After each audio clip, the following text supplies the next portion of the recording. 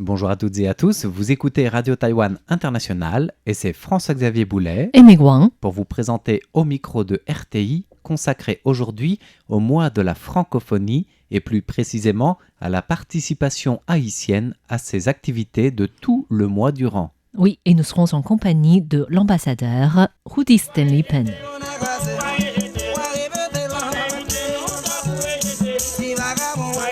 Est-ce que vous pouvez nous présenter un petit peu cette participation pour les activités de la francophonie de cette année ?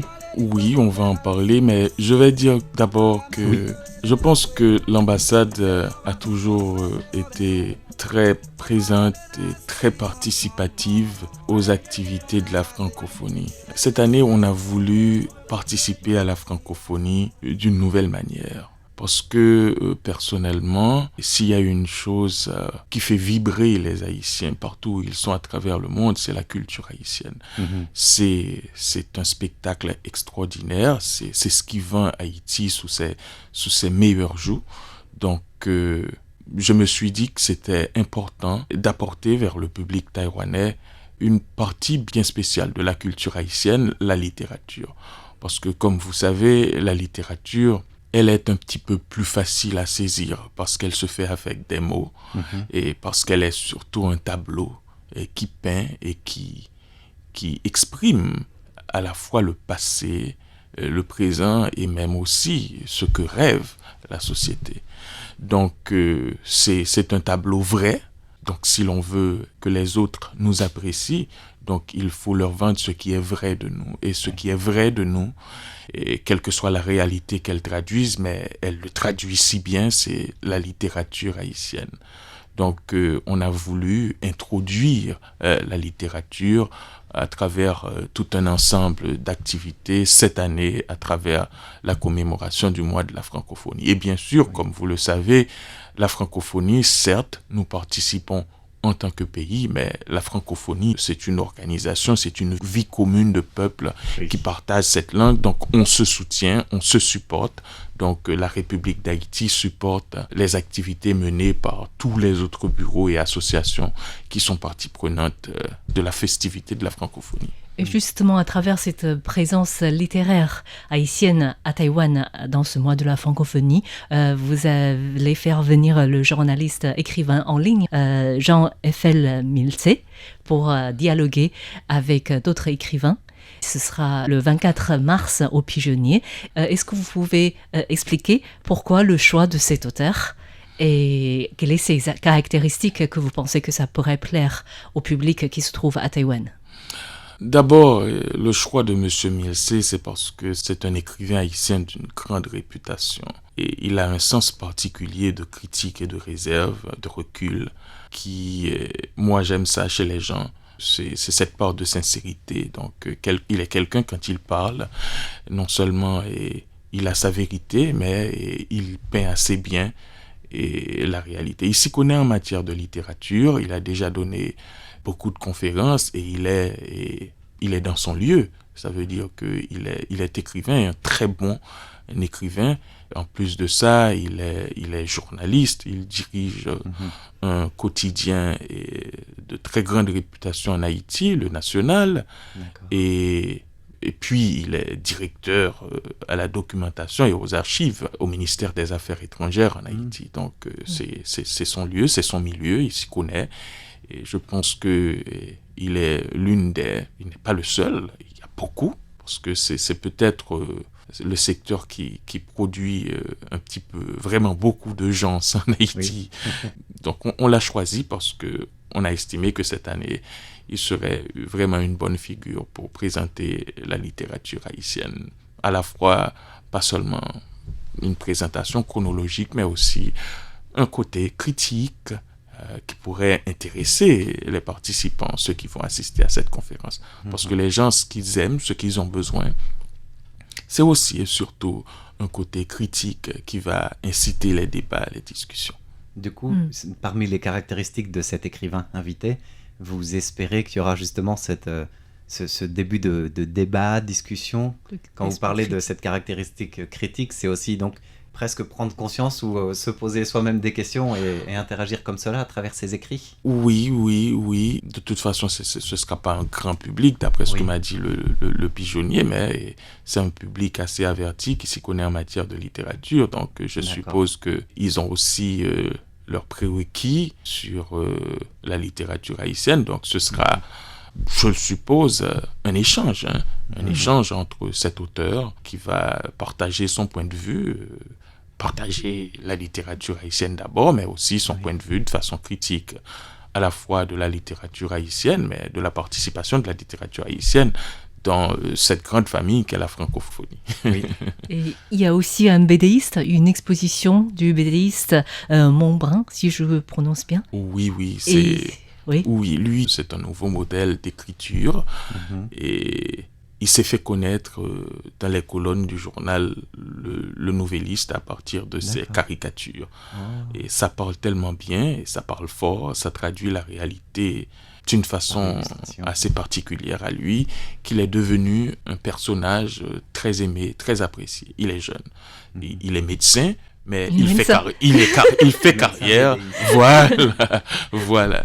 Donc c'est ça, il sera là. Et il y aura aussi, je ne sais pas si vous le saviez, on a rédigé un livret qui présente un ensemble d'auteurs haïtiens. C'est une douzaine d'auteurs. C'est juste pour encore aider le public à connaître cette littérature prolifique, mais aussi bien vieille, bien vieille parce qu'elle fait presque et même plus de 200 ans déjà d'existence. Wow. La francophonie n'existait pas encore à l'époque où Haïti se faisait le héros de cette langue.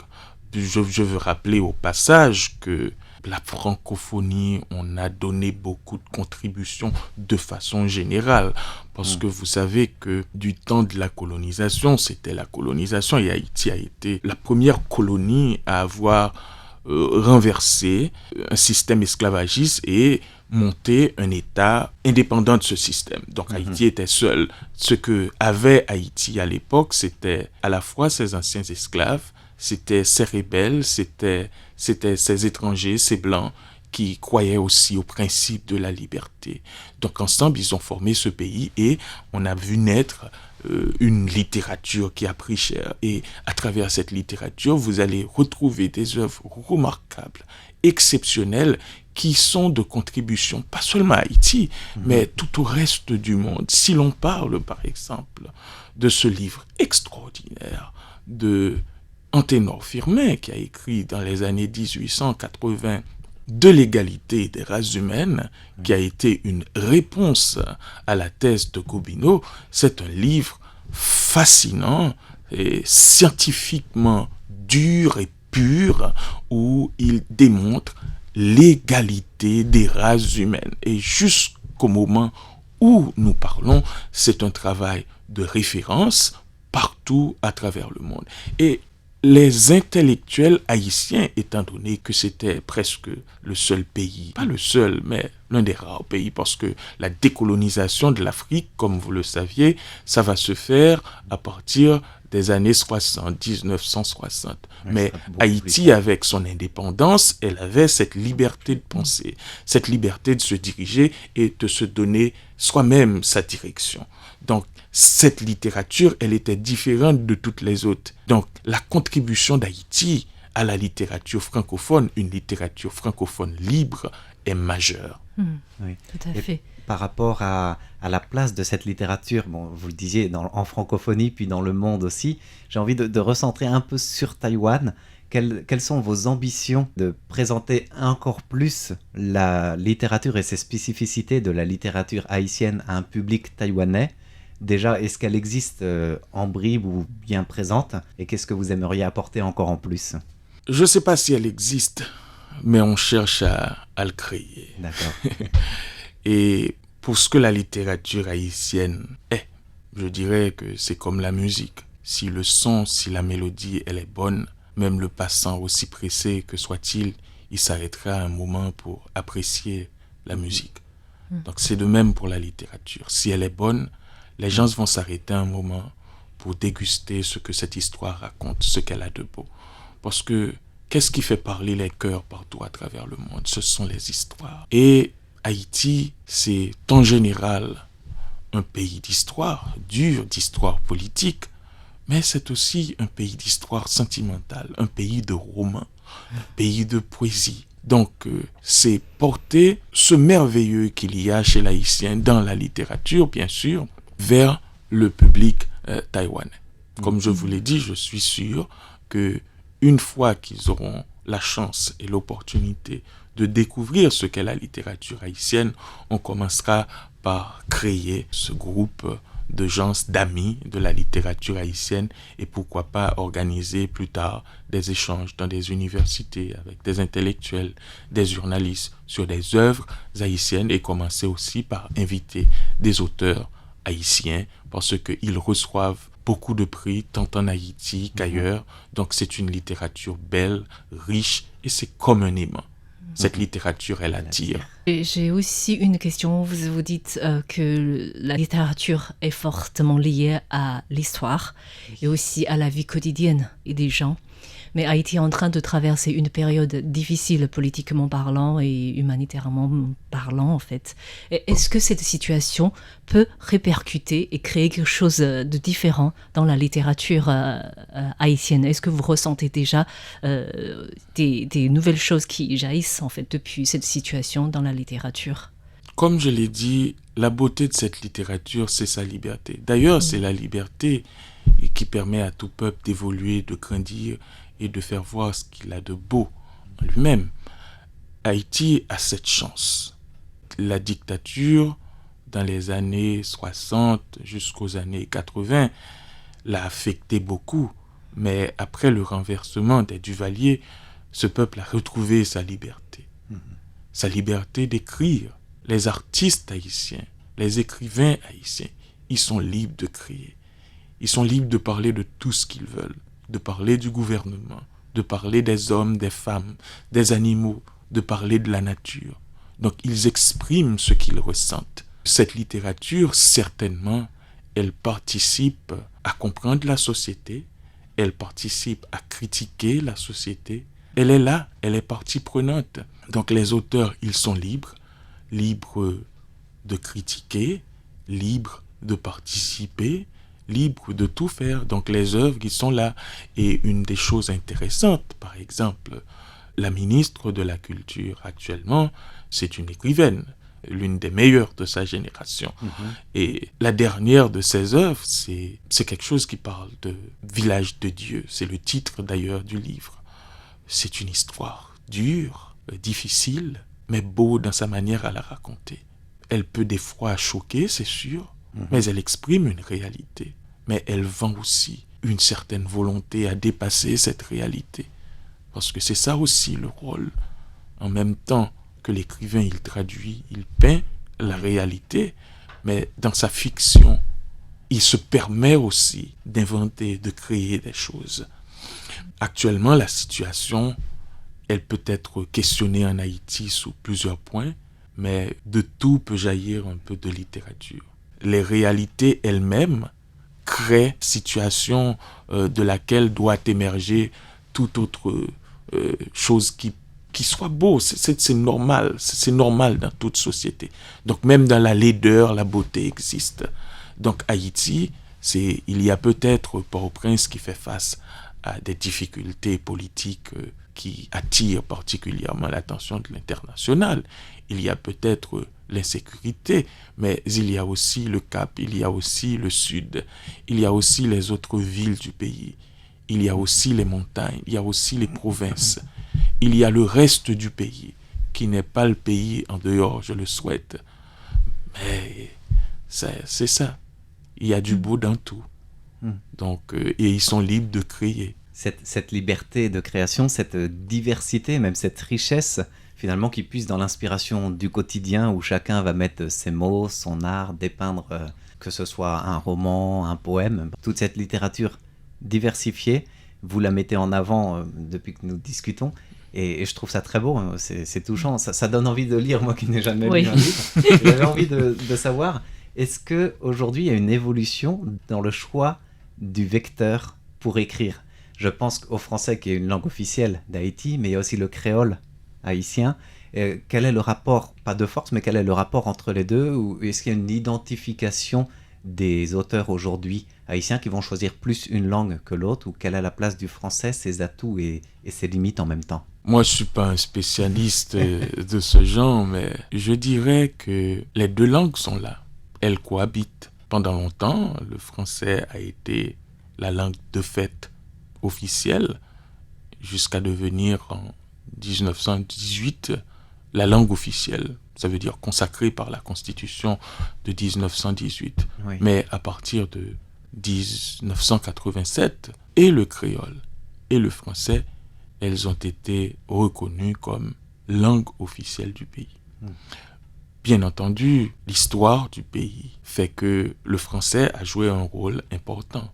Il faut savoir que c'est ce qui nous a permis de rester connectés à une partie du monde aussi. Par exemple, c'est à partir du français en partage que lorsque Haïti, vers les années 60, a mobilisé sa diplomatie pour la décolonisation de l'Afrique, on avait plus tard mobilisé beaucoup de professeurs, beaucoup de scientifiques haïtiens pour aller contribuer au développement économique, social, à l'éducation de ces nouveaux pays indépendants, de ces pays indépendants.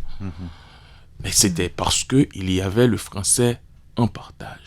Maintenant, il y a beaucoup de débats, particulièrement dans l'éducation, dans le système éducatif, sur le rôle véritable du français. C'est un débat qui est très important, mais le français reste une langue importante à laquelle nous avons une histoire et c'est pourquoi nous contribuons tant à son évolution. Donc l'éducation haïtienne, elle se fait tant en créole qu'en français.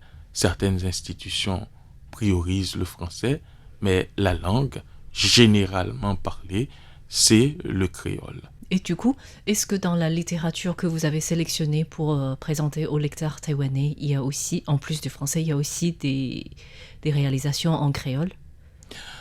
Étant donné que c'est très limité et que c'est dans le cadre de la francophonie, même quand ma conception aussi de la francophonie ne se limite pas au français comme langue, mais c'est les peuples qui partagent le français, mais c'est aussi la culture de ces peuples. Donc, ça veut dire que ces peuples, ils peuvent vivre une partie de leur vie en anglais, en créole ou en d'autres langues.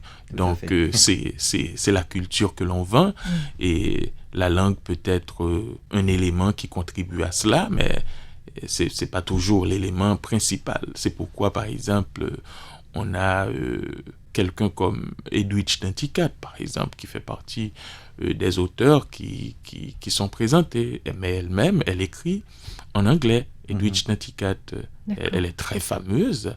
Ses œuvres sont primées vraiment dans beaucoup d'institutions aux États-Unis. On lit des parties de ses livres dans de grands shows américains. Donc, on a voulu vendre aussi ça. Parce que qu'est-ce qu'elle fait elle-même? C'est la réalité haïtienne qu'elle vend et peint à travers ses livres. Mais il y a des auteurs haïtiens. Moi en particulier, j'aime beaucoup lire certains auteurs en créole. J'aime beaucoup, par exemple, quelqu'un comme Franck Etienne. Franck Etienne a une plume en créole qui est extraordinaire. J'oserais même dire exceptionnelle. Il a une façon assez particulière de jouer avec les mots et de les amener vers toi qui te séduit. Parce que du coup, c'est une autre couleur que le français peut proposer, c'est vraiment différent. D'autant qu'il y a un lien, qu'il y a une proximité, qu'il y a un cocodaille entre le français et le créole. Elles sont très proches, ces deux langues. Le créole, c'est comme le français dans ses débuts. Donc le créole est une langue qui est en partie issue de la langue française, qui s'est créée à partir d'elle-même à travers un peuple qui veut de son génie et avoir son propre parler. Donc il l'a fait. Donc comme toutes les langues, elles sont dérivées. Donc le créole a cette proximité avec le français.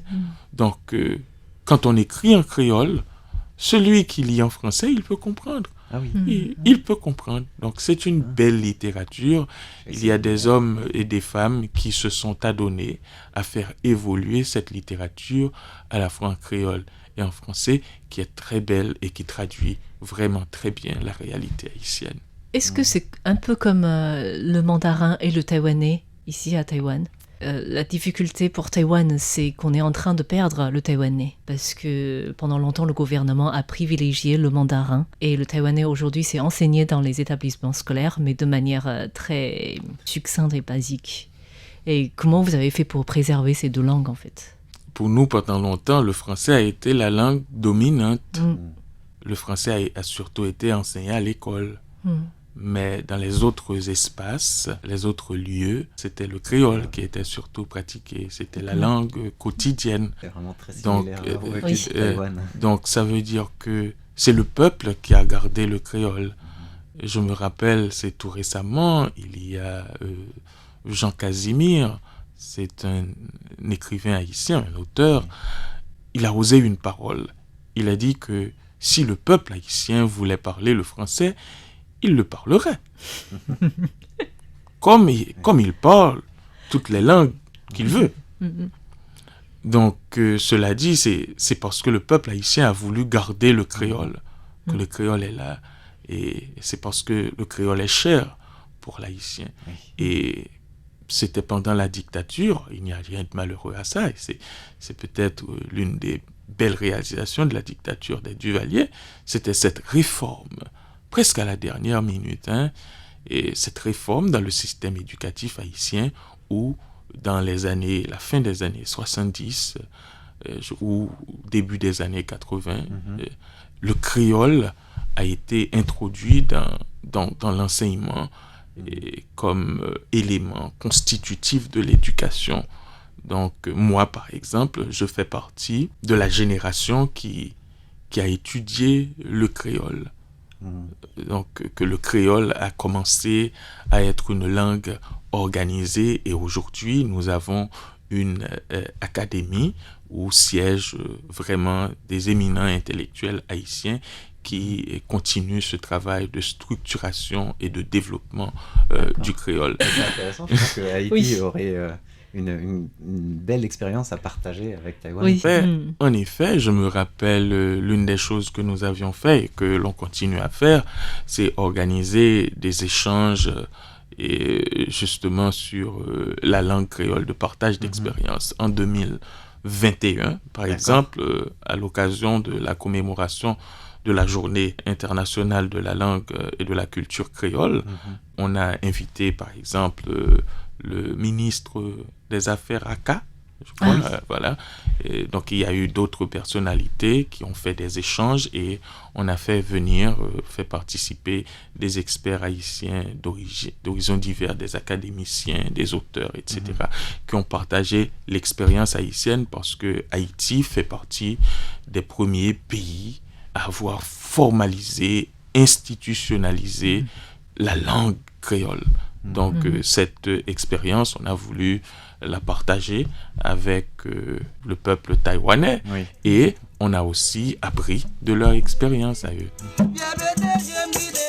Et bien voilà pour une des parties de la francophonie à Taïwan en cette journée du 20 mars où nous accueillons l'ambassadeur d'Haïti à Taïwan, Monsieur Rudy Stanley Penn, pour les activités liées à Haïti, mais pas que, comme on l'a vu tout au long finalement de cette communauté francophone et francophile, notamment avec l'accent haïtien sur la littérature haïtienne cette année. Voilà, nous vous rappelons que les activités relatives à la littérature haïtienne se déroulent en ce moment avec le 24 au Pigeonnier si vous êtes à Taipei pour la conférence en ligne avec l'écrivain journaliste haïtien Jean-Eufel Milsé. Si vous êtes donc à Taipei, à ne pas rater. Et aussi du 11 au 25 mars, il y a l'exposition du BDiste Teddy Kaiser Montbrun, c'est à l'Alliance française à Taipei. Bien entendu, pour connaître toutes les activités organisées autour de ce mois de la francophonie, nous vous invitons à suivre notre émission en ligne avec notre rencontre avec Monsieur Laurent Verguin, directeur de l'Alliance française. Merci à toutes et à tous, c'était François-Xavier Boulet et Megouin pour RTI.